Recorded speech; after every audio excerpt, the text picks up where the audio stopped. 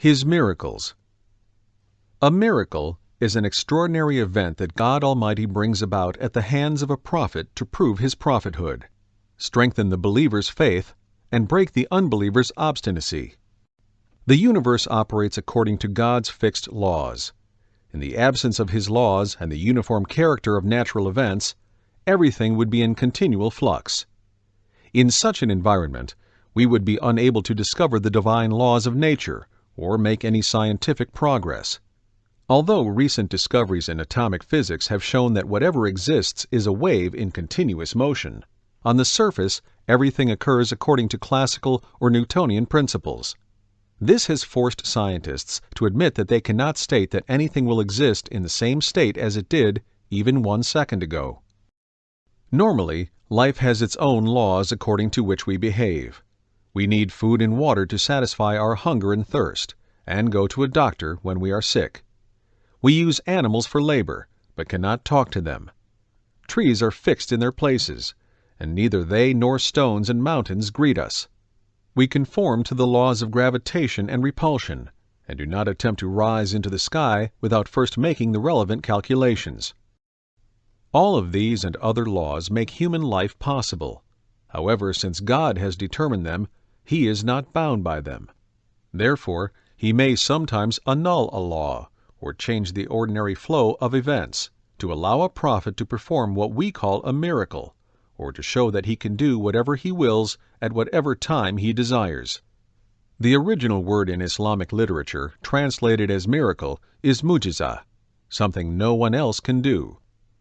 If God allows a saint to perform such an event, it is called karama, an extraordinary favor. These favors constitute another proof of Muhammad's prophethood and the truth of Islam. God created innumerable karama at the hands of Muslim saints. One kind is foretelling the future. For example, Muhyiddin ibn al-Arabi died almost 50 years before the establishment of the Ottoman state, and yet wrote in his Shajarat al-Dumaniyah about the Ottomans, predicted their conquest of Damascus and Egypt, that Sultan Murad IV would march on Baghdad and conquer it after a siege of 41 days, and that Sultan Abd al-Aziz would be killed by cutting his wrists. He also wrote that, when S enters SH, the burial place of Muhyi al-Din will be discovered. Using symbols in his predictions, S means Salim, and SH means Sham, Damascus. Like his other predictions, this one came true when Sultan Salim I conquered Damascus, discovered Ibn al-Arabi's burial place, and ordered a tomb built upon it. Mushtaq Dada of Bitlis, an eastern province of Turkey, predicted 71 years in advance that after many wars and convulsions, Ankara would replace Istanbul as the capital city. Interestingly enough, Mushtaq Dada gives the name of the man who would do this. By combining the initial letters of his lines of verse, you get the name Kemal. God Almighty allowed His prophets to perform miracles. However, since all previous prophets were sent to their own people, and their prophethood was thereby restricted, their miracles were related to the widespread arts and crafts of their time. For example, since at the time of Moses, sorcery enjoyed great prestige in Egypt, God Almighty caused His staff to change into a snake and swallow those of the sorcerers. At the time of Jesus, the healing arts enjoyed great prestige, and so most of His miracles involved healing. As for Prophet Muhammad, since his prophethood is universal and he is the last prophet, his miracles are very diverse and connected with nearly all parts of creation. When a glorified ruler's aide-de-camp enters a city with various gifts from the ruler, a representative of each group of people, or from each professional group, society, or association, welcomes him cheerfully. Similarly, when the eternal sovereign's supreme messenger honored the universe as an envoy to the earth's inhabitants, bringing from the Creator the light of truth and spiritual gifts related to the truths of the universe, every entity, from mineral elements and plants to animals and human beings, and from the moon and sun to stars, welcomed him in its own way and language, and became a means for one kind of miracle. Every word, act, and state of the noble prophet testifies to his prophethood and his faithfulness. But not all of them need to be miraculous. The Almighty sent him as human being so that he could guide and lead men and women in all their individual and collective affairs to happiness in both worlds, and so they could view the wonders of his art and the works of his power. Each of these are in fact miracles, but they appear to us as ordinary and familiar events. If the prophet had been extraordinary in all his acts, he could not have guided and instructed us. God allowed him to perform some extraordinary phenomena to prove his prophethood to unbelievers, and so he occasionally worked miracles.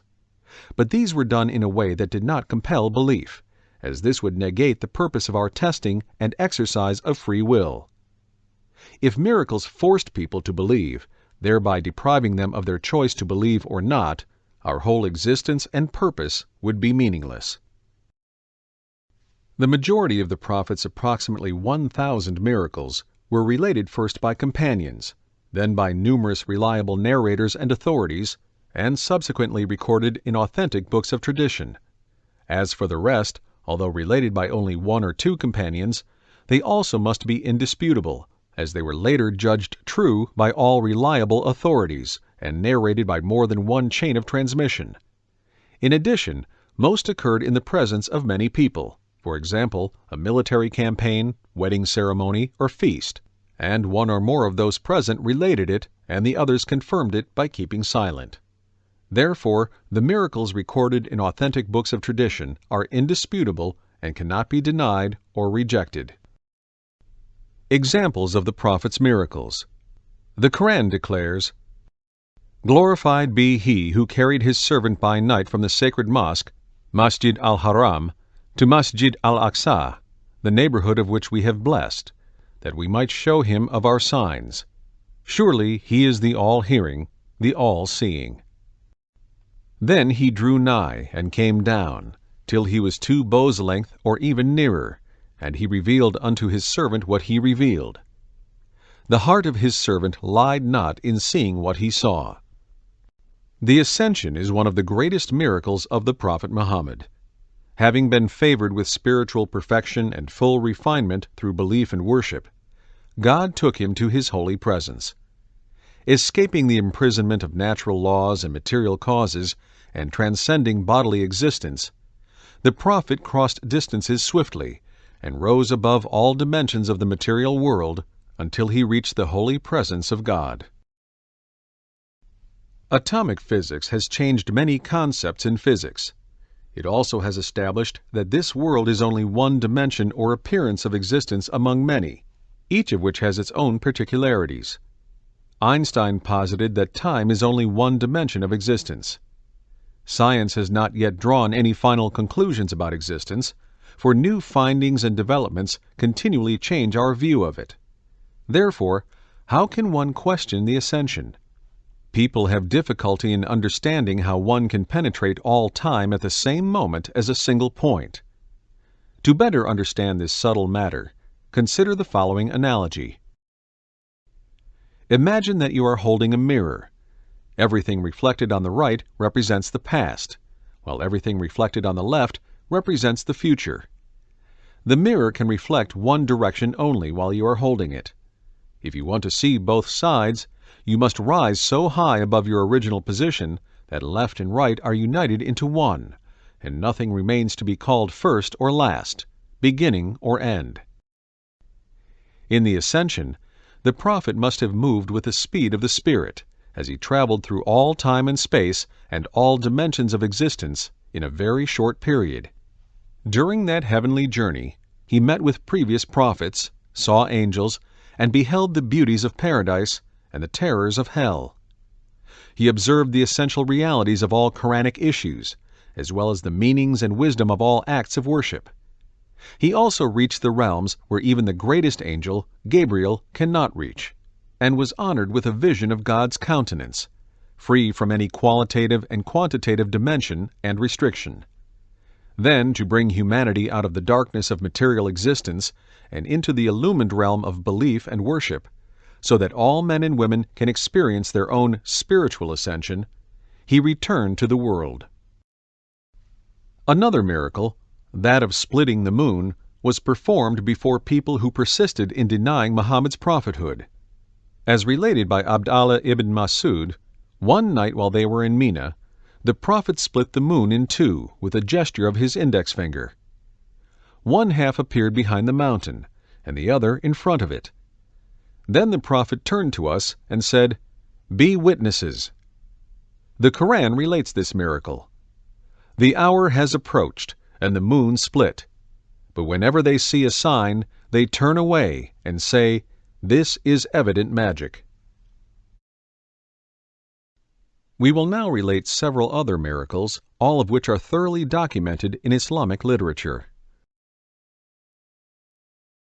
Anas ibn Malik relates that Abu Talha, seeing that God's messenger was hungry, invited him to a meal. The messenger came with a crowd of people. Abu Talha had only one loaf of rye bread at home. His wife, Sulaim, spread some butter on it. The messenger prayed for abundance, and at least 70 to 80 people ate as much as they wanted before leaving. Abd al-Rahman ibn Abi Bakr relates that 130 companions were with God's messenger during an expedition. The messenger asked them whether they had something to eat. Someone had brought 1 or 2 sacks of flour. Dough was prepared, and a sheep was bought from a polytheist passing by with his flock. After roasting the sheep's liver, the messenger gave a piece to each one present, and put aside the shares of those who were not present. They cooked the meat in 2 bowls, and everyone ate of it. After they finished eating, there was just as much meat as there had been before they had started eating. Many similar miracles were transmitted through various, sometimes as many as 16, channels. Most of them took place in the presence of large assemblies, and were narrated by many persons of truth and good reputation. The one who created the universe and made it dependent on certain laws obviously can change those laws for his special beloved servant and envoy. Especially in our day, when scientists have abandoned mechanistic ideas in favor of relativity, it is neither rational nor scientific to deny miracles on the basis of absolute determinism or causality. Furthermore, miracles are never completely free of material causes, however slight and insignificant they may be. Given that God Almighty causes the smallest things to produce very great entities, how can we deny miracles? Human beings, weak enough to be defeated by germs, nevertheless are intelligent enough to make computers that can hold knowledge that would fill many libraries. Is this a lesser miracle than enabling His servant to give some food or drink a blessed increase? Indeed, is not every occurrence in the universe, every act of God, really a miracle, the like of which we are unable to make? There are many examples of the Prophet's miracles concerning water. They were related by numerous companions, and transmitted through various reliable channels. We mention 2 of them here. Once when they were in Zarwa, the companions could not find enough water for wudu, ritual ablution. God's messenger asked them to bring a bowl of water. He dipped his hands into it, and water began to run from his fingers like a fountain. Anas ibn Malik says that on that day there were 300 people, and thus relates this incident on behalf of 300 people. If he were lying, is it logical to assume that not even one person would contradict him? During the campaign of Hudaybiyah, the companions complained to God's messenger about the lack of water. He took an arrow out of his arrow bag and told them to put it in the well called Samed. When they did so, water began to gush forth. During the campaign, all companions drank from it and performed wudu with it. Authentic books of tradition, including primarily Sahih al-Bukhari and Sahih al-Muslim, report many miracles of healing sick and wounded people, among them the following. During the Battle of Khaybar, God's messenger asked where Ali was. Informed that Ali's eyes were hurting him, he sent for him and, after he arrived, applied his healing saliva to Ali's eyes. At the same moment the pain ceased, and Ali's eyes became better than before. Uthman ibn Hanif relates, a blind man came to God's messenger and requested him to pray to God to recover his sight. The messenger said, If you desire, I'll not pray, being blind may be better for your afterlife, or I'll pray." The man chose to be relieved of blindness, and the messenger told him, "Go and do an ablution. Then pray 2 rakahs and say, 'O God, surely my appeal is to you, and I turn toward you through the Prophet Muhammad, the Prophet of mercy. O Muhammad, surely I turn toward God through you, that he uncover my sight. O God, make him my intercessor.'" The man did as he was told, and his sight was restored. The animal kingdom recognized God's messenger, upon him be peace and blessings, and became the means for him to work miracles. Although there are many examples, we will mention here only a few that are well known and agreed on by exacting authorities. During the Hijrah, when God's messenger took shelter from the unbelievers in Thawr cave, 2 pigeons guarded the entrance, like 2 sentries, and a spider, like a doorkeeper, covered its entrance with a thick web. While Ubay ibn Khalaf, a Qurayshi chief, was examining the cave, his friends suggested that they should enter. He answered, "There is a web here, which seems to have been spun before the birth of Muhammad." The others added, "Would those pigeons standing there still be there if someone were in the cave?" Jabir relates, "I was with God's messenger during a military campaign. When my camel became exhausted and left behind, God's messenger prodded it slightly. This made the camel so fast that I had to pull on the reins to make it go slower so that I could listen to the messenger, but I was unable to slow it down." Anas ibn Malik reports, "After the conquest of Khaybar, a Jewish woman offered God's messenger a roasted sheep. God's messenger, upon him be peace and blessings, ate a piece, but, according to the narration of Abu Dawood, stopped eating and said, 'This sheep says it has been poisoned.' She turned to the woman and asked her why she offered him poisoned meat. When the woman replied that she wanted to kill him, the messenger responded, 'God will not let you attack